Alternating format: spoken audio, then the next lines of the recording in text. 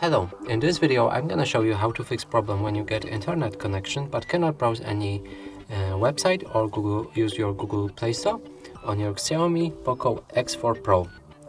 So as you can see, if I go to Google Chrome and try open any website, it doesn't load. And the same is with Google Play Store. I open any app and I can't seem to actually manage to go to it. This thing loads, but I can't open any app. So in order to fix that, we'll need to go to the settings.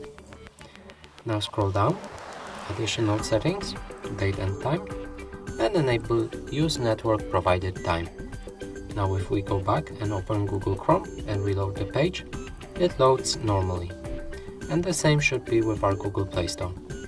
And that's it for this video. Hope you like it. Please consider subscribing to our channel, leave a like and a comment below.